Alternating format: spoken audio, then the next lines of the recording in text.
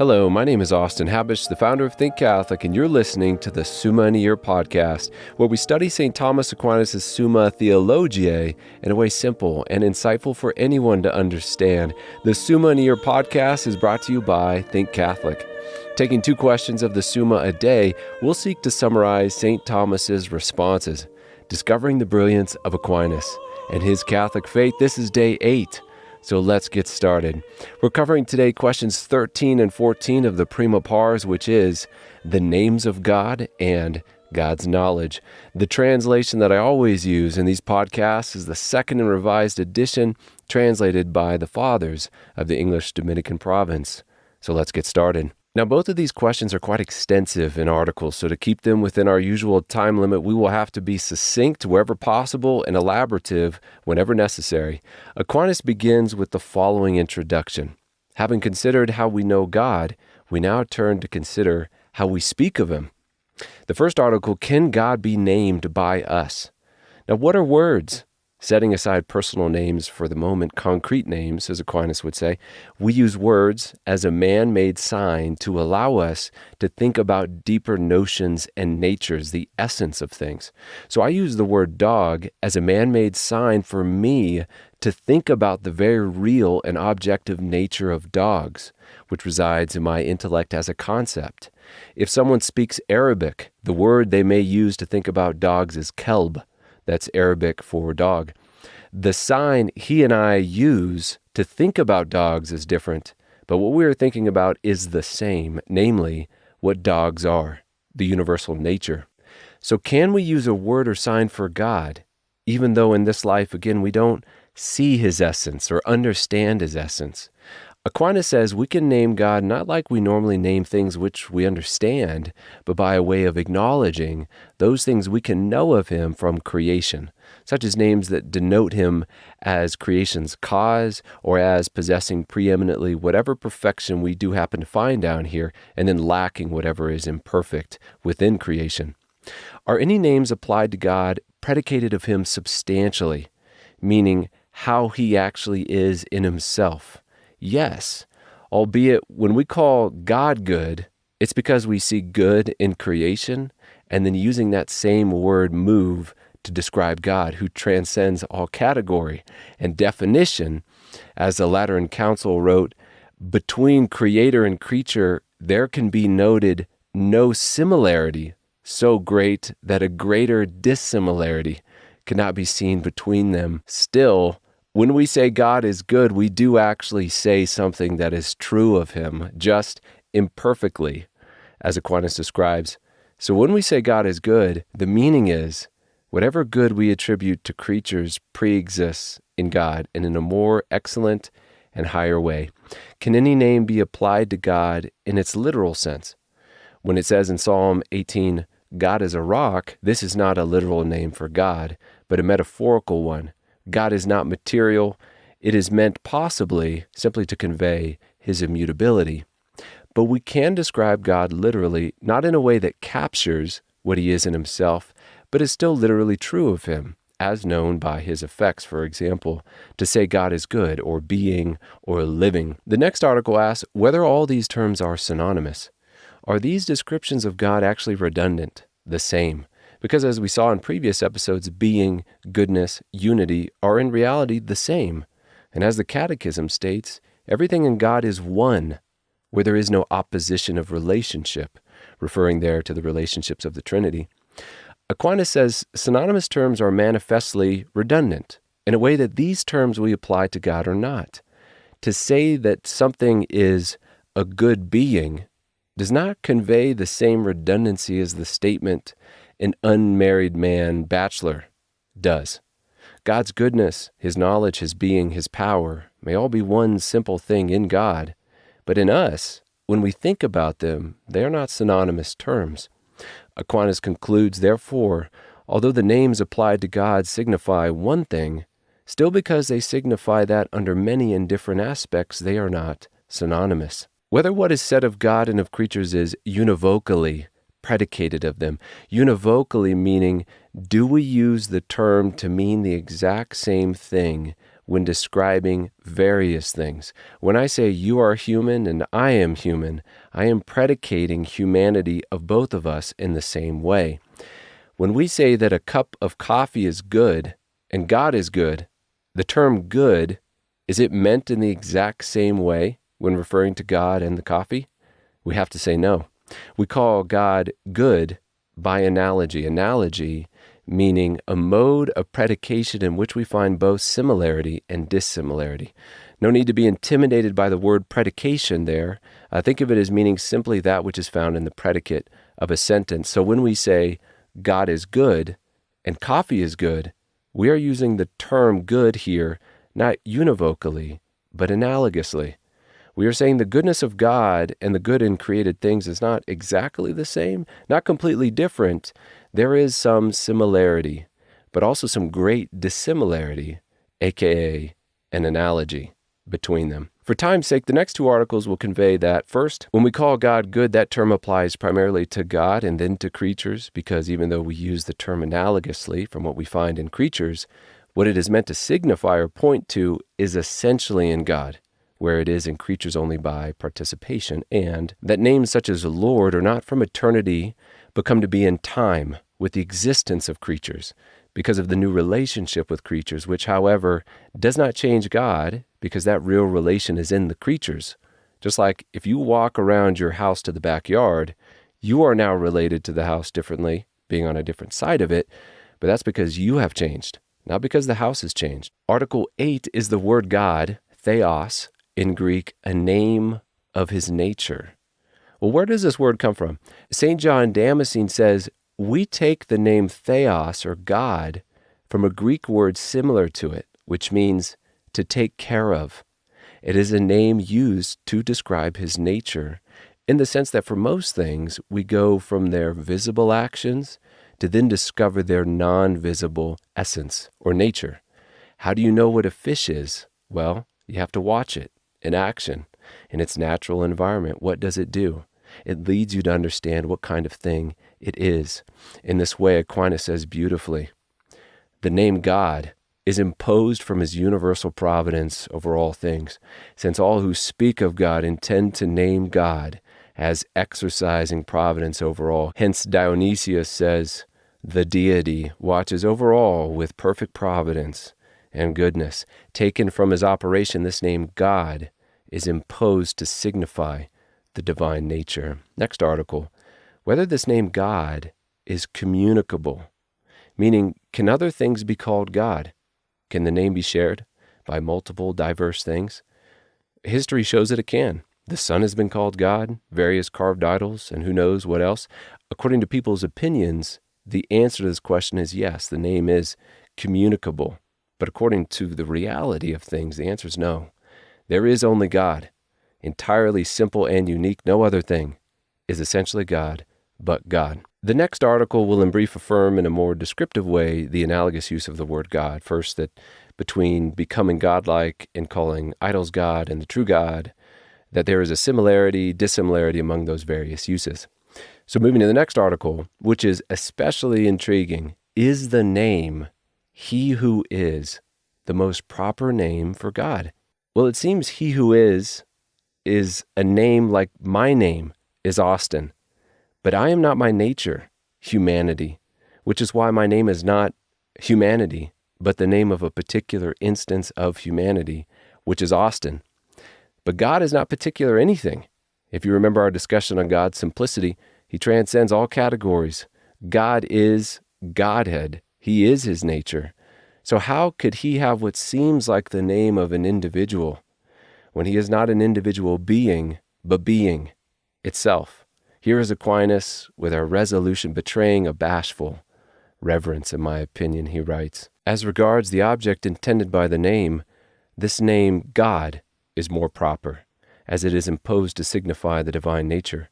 And still more proper is the tetragrammaton, that's the 4 letters in Hebrew that we translate to He Who Is, it's from Exodus chapter 3, imposed to signify the substance of God itself, incommunicable, and, if one may so speak, singular.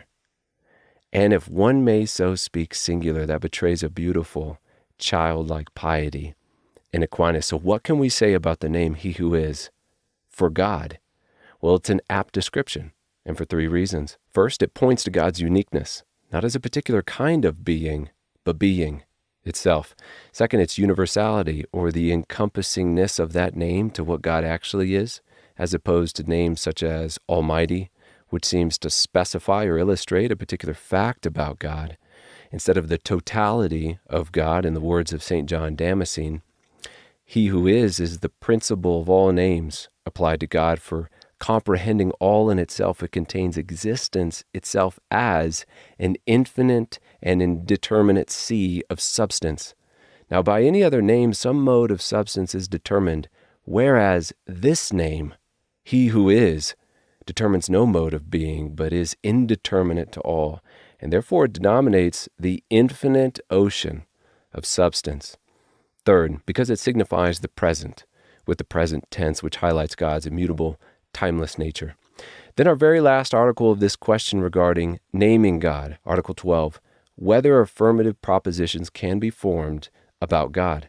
According to Dionysius the Areopagite, negations about God are true, but affirmations are vague. Now that sounds like a no to this question. As an example of that, to say God does not change, well, that's true. But to say God is eternal, that's vague, because we just don't know God as He is in Himself. Aquinas responds with what we've seen in many different ways over the course of this question. He writes, "What is of faith cannot be false, but some affirmative propositions are of faith, as that God is three and one, and that He is omnipotent. Therefore, true affirmative propositions can be formed about God." In affirmative propositions, the statements are not perfectly descriptive of God. Of course, we do what we can based on what we know by the natural world, by revelation, but it doesn't mean they're not true. They just fall short of the profound reality which is God. Such is question 13. Now on to question 14, and Aquinas gives us an introduction. He says, "Having considered what belongs to the divine substance, we have now to treat of God's operation, beginning with God's knowledge." Now we have 16 articles in this question. Needless to say, the summaries will be brief for the listener's sake, but remember, if you'd like to go deeper into these articles, of course, you see the text itself. Is there knowledge in God? Knowledge is a perfection, as we see. The better a thing is, from rock to plant to animal, to us the rational animal, the more refined and conceptual that knowledge gets. And since God is most perfect and the cause of all perfection, He must be intelligent. Plus, intelligence follows upon immateriality of the knower. For me to know the tree, I have to take on its form, essence, nature in the mind. My mind has to be able to be informed, take the form of that tree for me to know it, without the entirety of me actually becoming a tree. This requires an aspect of me that is not material, that can take on the form of other things without becoming particular instances of them. This immaterial faculty is what we call the mind, and since God is wholly immaterial, this power or ability must be in Him, and would not only not be missing, but be found in a loftier, preeminent way. Does God understand Himself? He understands Himself through Himself, Aquinas writes, and explains, since God is without composition and without potential entirely, His intellect and its object, so what is being understood, are altogether the same. His intellect and what He is understanding is the same as Himself. Does God comprehend Himself? We can answer this in a word provided to us by St. Augustine. Everything that understands itself comprehends itself, but God understands Himself. Therefore, He comprehends Himself. Aquinas will add, it is manifest that He knows Himself as much as He is knowable, and for that reason He perfectly comprehends Himself. Is His understanding His substance? Here we have the authority of Augustine, and a nice summary of what has been described up to this point. Augustine says, in God, to be is the same as to be wise. And Aquinas, thus it follows from all the foregoing that in God, intellect and the object understood and the intelligible species, that would be the thing which informs the mind, and His act of understanding are entirely one and the same. Hence, When God is said to be understanding, no kind of multiplicity is attached to his substance. Does God know other things than himself? The objection to this would be, if God is perfect, he must think about what is perfect, which is nothing else but himself. Therefore, he cannot know other things. The response is that for his knowledge to be perfect, he must also know that to which his power extends, which is everything besides him, everything outside of him. He sees or knows them as their creator and sustainer. Aquinas writes, God sees himself through his essence, and he sees other things not in themselves, but in himself, inasmuch as his essence contains the likeness of things other than himself. Does God know things other than himself specifically? It's a relevant question because things don't exist in God as entirely and actually distinct things as the church teaches. Indeed, everything in God is one, where there is no opposition of relationship. So how does he know things other than himself specifically, even things that don't exist? And the response is that since God is perfect, he must perfectly know all the distinct and individual ways his perfection can be shared or manifested by others. Aquinas continues, neither could he know the very nature of being perfectly, unless he knew all modes or manners or ways of being. Hence it is manifest that God knows all things with proper specific knowledge in their distinction from each other. Next, whether the knowledge of God is discursive. We get this word discursive from the Latin word discurrere, to move to and fro. The question is, does God move to and fro in thought, either from thinking about you to thinking about me, or from thinking about principles to their logical conclusions? To the first, the answer is no, because if you remember our analogy with the mirror in the last episode, when looking at one thing, the mirror, you can also see many things contained in it, but through the one. God knows all things through understanding himself, the exemplar, and the cause of all things. He also doesn't reason from principles to conclusions, because that is a movement of learning, from taking what is known to discovering the unknown, but God's already omniscient, such is the definition of God. Is the knowledge of God the cause of things? The question seems uneventful, but will have drastic consequences on the discussion of providence and free will in a question forthcoming in the Summa. Because normally when we try to reconcile how God knows what I'm going to do tomorrow, and yet I do it freely, we invoke the notion of time, which we're actually going to talk about later in this question. We will say something like, because God is outside of time, and then we'll simply go on with our lives. But it's not that simple. Remember what time is and what that actually means. God exists outside of time from episode 6, but we'll leave that for now. Is God's knowledge the cause of things? Yes, because God creates through his knowledge of things, analogous to the way you and I create a text message through the knowledge we first have in our mind of that message. God does all things intelligently through his knowledge of those things first. By knowing himself, he brings them into existence according to that knowledge. Therefore, his knowledge is the cause of things. He wills intelligently, as described in the first verses of the Gospel of John. In the beginning was the Word, logos, in the Greek can also be translated reason. And the Word was with God, and the Word was God. He was in the beginning with God. All things were made through him, and without him was not anything made that was made. Does God have knowledge of things which do not exist? In a word, for time's sake, here is Aquinas. Whatever therefore can be made or thought or said by the creature, as also whatever he himself can do, all are known to God, although they are not actual, and therefore it can be said that he has knowledge even of things that are not. Does God know evil things? First, the definition of evil, which is the privation, absence of the good which ought to be. An evil eye, this is a physical evil, is one deprived of sight. An evil man, moral evil, is one without virtue. More on that in further volumes of the Summa. Suffice it here to say, as Aquinas says, now a thing is knowable in the degree in which it exists.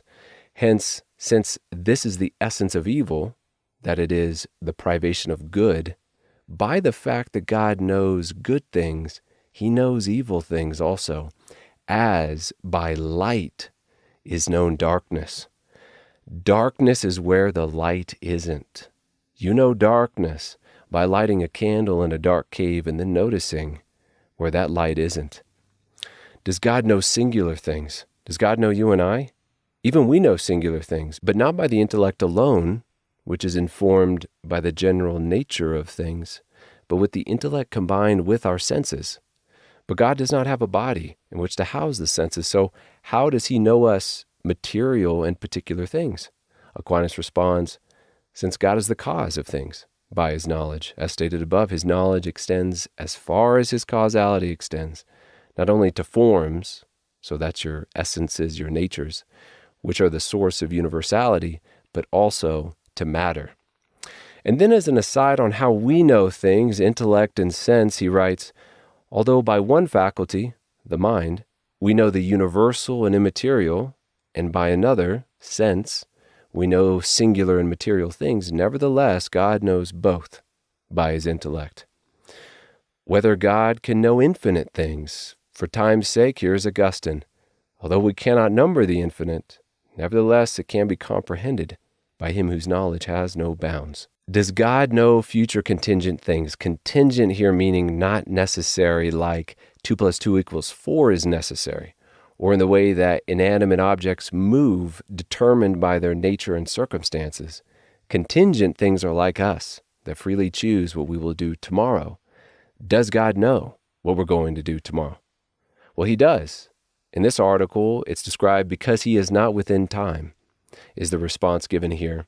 He is not within change. His existence is eternal, which we defined and explained in a previous episode as the simultaneously whole and perfect possession of interminable life. And since his knowledge is identical to his essence, the definition for eternal in part applies to his knowledge as well, a simultaneously whole and perfect possession. In an analogy given by Aquinas, it's kind of like for us, the man who goes along the road and does not see those who come after him. That's like our knowledge of the future. We don't have it. For God, whereas it's like he who sees the whole road from a height, sees at once all traveling by the way. That's like God's eternal knowledge. How that works out, specifically taking into account our voluntariness, as well will be discussed in greater detail under the discussion of providence.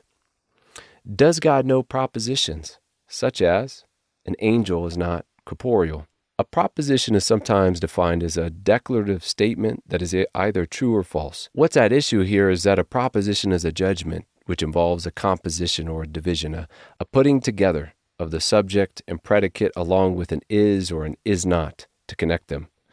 But God is entirely simple and changeless, so does he do the same? Masterfully in revealing humanity's place on the totem pole of intelligent things, we'll talk about angelic knowledge to come. He says God does not need to form propositions, yet he still knows the content of them. If one just knew what angel entails completely, one would never need to compose the proposition an angel is not corporeal. The latter would simply be contained in one's understanding of the subject. Summarized by Aquinas, God knows by understanding the essence of each thing. And if we, by the very fact that we understand what man is, were to understand all that can be predicated of man, this, however, does not happen in our intellect, which discourses from one thing to another. Is the knowledge of God variable? Listeners to this podcast up to this point will preempt the answer to this question. So to give a word in response, St. James declares, every good endowment and every perfect gift is from above, coming down from the Father of lights, with whom there is no variation or shadow due to change. Our very last article, whether God has a speculative knowledge of things. This is a distinction we often make regarding principally the object of our thought. Are we thinking for the sake of understanding and contemplating, or is our thought directed to action or praxis, which is where we get the word practical from? The first would be what we call speculative knowledge, and the second, practical knowledge. In Aquinas' words, the practical intellect is ordered to the end of operation, whereas the end of the speculative intellect is the consideration of truth. Now, the intellect is one thing. Again, these are distinctions that have to do with the kind of knowledge we are considering. Concerning God, Aquinas, following the manner of this distinction, says, it must be said that God has of himself a speculative knowledge only. Now of things which he can make, but does not make at any time, he has not a practical knowledge. According his knowledge is called practical from the end, but he has a practical knowledge of what he makes in some period of time. Such is our last article within the question on God's knowledge. Until next time, we have just covered the names of God, question 13, and God's knowledge, question 14. Again, my name is Austin Habish with Think Catholic, and I cannot wait to see you tomorrow.